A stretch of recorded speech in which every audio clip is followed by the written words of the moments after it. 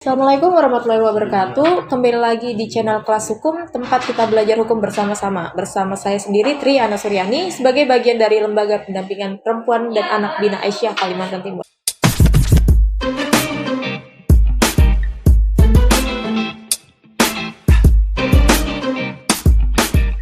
Ya baik, pada kesempatan kali ini kita akan mencoba untuk membahas terkait implementasi nilai-nilai Pancasila pada pembentukan peraturan perundang-undangan di Indonesia. Jadi sebelum itu perlu kita ketahui bahwa peraturan perundang-undangan merupakan salah satu aspek penopang dalam kerangka pembangunan struktur ketatanegaraan Indonesia.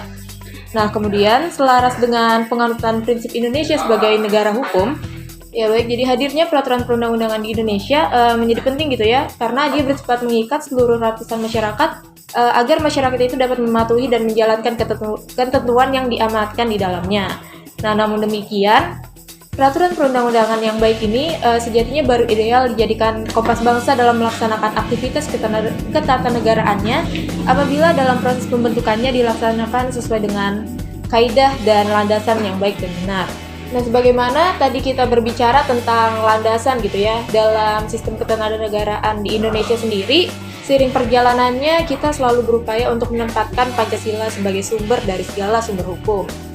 Nah, sehingga ketika kita berkaca pada fenomena ini, secara tegas dapat kita katakan bahwa ketika suatu peraturan perundang-undangan itu sendiri tidak bersesuaian atau menabrak nilai-nilai yang terkandung dalam Pancasila, dapat kita katakan bahwa kebijakan tersebut belum memiliki landasan yang kuat untuk diundangkan. Lantas, bagaimana kemudian pengaplikasian nilai-nilai Pancasila tersebut dalam peraturan perundang-undangan yang ada di Indonesia? Sejatinya, hadirnya muatan isi pasal 6 UU P3 telah menyebutkan bahwa substansi peraturan perundang-undangan harus mencerminkan beberapa asas. Di antaranya, asas-asas tersebut ada yang pertama asas pengayoman, kemudian asas kemanusiaan, asas kebangsaan, asas kekeluargaan, asas kenusantaraan, asas Bhinneka Tunggal Ika, asas keadilan, kesamaan kedudukan di dalam hukum, dan pemerintahan, ketertiban dan kepastian hukum, dan atau keseimbangan, atau kerahasiaan dan keselarasan.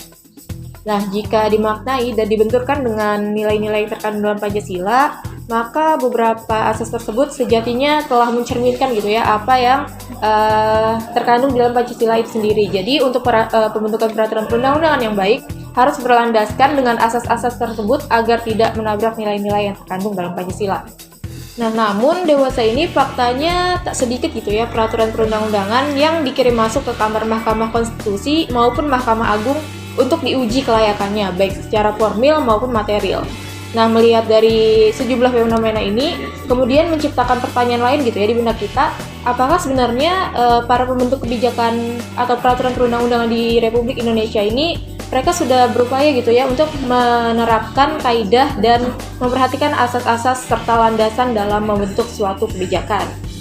Adapun jika kita telisik melalui salah satu kebijakan yang kemudian diujikan ke MK dan menarik banyak atensi publik, ialah Undang-Undang Cipta Kerja yang saat ini masih menyandang status inkonstitusional bersyarat sebagai konsekuensi dari cacatnya proses pembentukan peraturan Undang-Undang Cipta Kerja tersebut.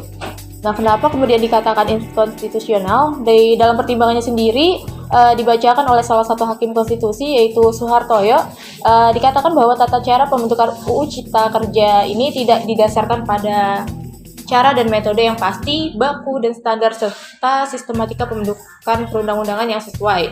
Kemudian pembentukan UU Cipta Kerja ini sendiri di dalam prosesnya itu terjadi perubahan penulisan beberapa substansi pasca persetujuan bersama DPR dan Presiden. Nah, yang dalam keterangannya, Hakim Soehartoyo lebih lanjut menyebutkan bahwa pembentukan UU Cika ini menyeberangi asas-asas pembentukan peraturan perundang-undangan. Nah, salah satu asas yang kemudian ditabrak ini ialah asas keterbukaan.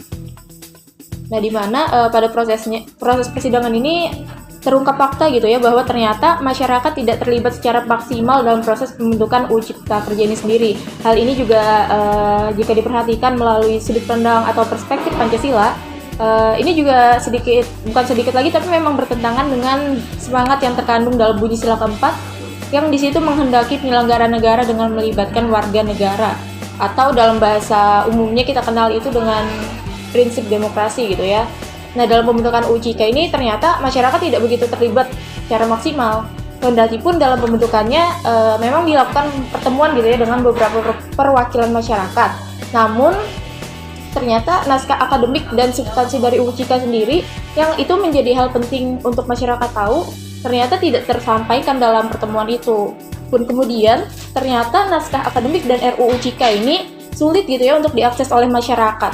Nah, fenomena ini menunjukkan hal yang berseberangan dengan ketentuan pasal 96 ayat 4 UP 3 yang mana menurut ketentuan pasal tersebut seharusnya akses terhadap UU oleh masyarakat ini dapat dipermudah untuk menampung saran dan masukan dari masyarakat, karena ini salah satu bentuk dari asas keterbukaan tadi yang menginginkan keterlibatan masyarakat gitu ya, sehingga berdasarkan problem yang telah tersampaikan tadi hingga berdasarkan problema yang salah satunya telah saya sampaikan tadi, pada akhirnya MK di kasus ini menetapkan UU Cipta Kerja sebagai kebijakan yang inkonstitusional bersyarat hingga dilakukannya perbaikan paling lama pada tahun 2023. Nah, problem inilah yang kemudian menjadi salah satu contoh konkret bahwa nyatanya bentuk kebijakan yang ada di Indonesia ini masih belum menerapkan kaidah dan mengaplikasikan nilai-nilai Pancasila ini secara maksimal gitu ya, padahal posisinya sendiri Pancasila ini menjadi penting untuk diterapkan guna menjamin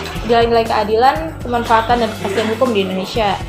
Ya, mungkin itu tadi untuk di kesempatan kali ini yang dapat saya sampaikan. Sebelumnya sebagai disclaimer, video ini semata-mata kami buat hanya untuk berbagi pengetahuan kepada rekan-rekan semua, terutama pada kesempatan kali ini ialah terkait pembentukan peraturan perundang-undangan itu sendiri. Yang secara khusus kita telah membahas terkait implementasi penerapan nilai-nilai Pancasila di dalam pembentukan peraturan perundang-undangan.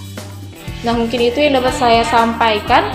Teman-teman, harapannya jangan lupa untuk tetap pantengin terus channel Pas Hukum. Jangan lupa untuk like, comment, and subscribe. Ya, demikian yang dapat saya sampaikan. Wassalamualaikum warahmatullahi wabarakatuh.